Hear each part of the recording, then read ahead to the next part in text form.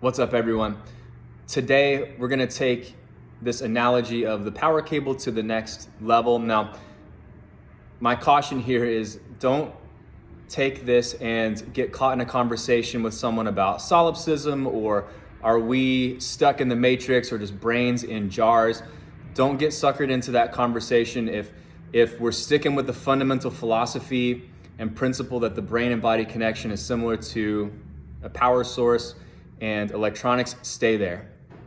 Perfectly fine. But I want to give you guys a more tangible kind of nuts and bolts of what's really happening when we're getting adjusted through this mechanism. So think about your brain.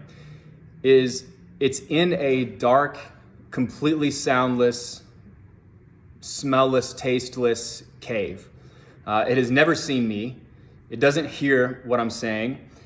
You don't really know what smells are in the room right now. Your brain is getting electrical and chemical signals from your nervous system all the time, and then it essentially creates this reality, right? What you're calling reality is actually a perception, like a manufactured perception that your brain is creating for you based on the stimulus and input that it receives from your nervous system.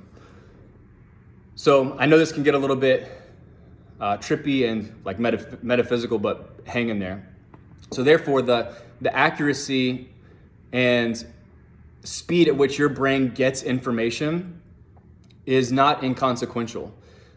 This ties into every concept that we've talked about this year, from inflammatory processes to proprioception, mechanoreception, Heidi Havoc talking about walking down a dark hallway without tripping over the bike, all of that.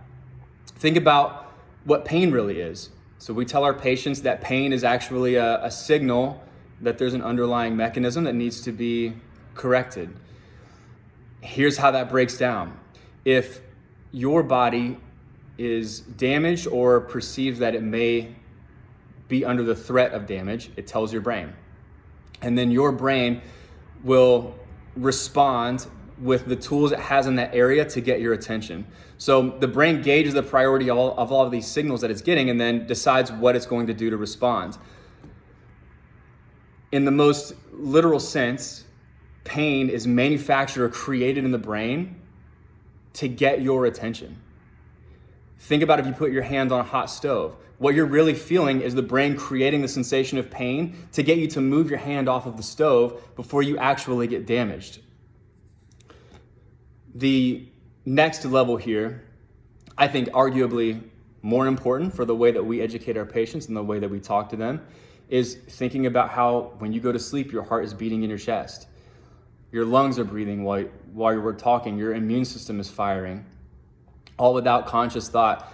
I don't know if you guys realize this, but every single one of us has cancer cells in our body right now.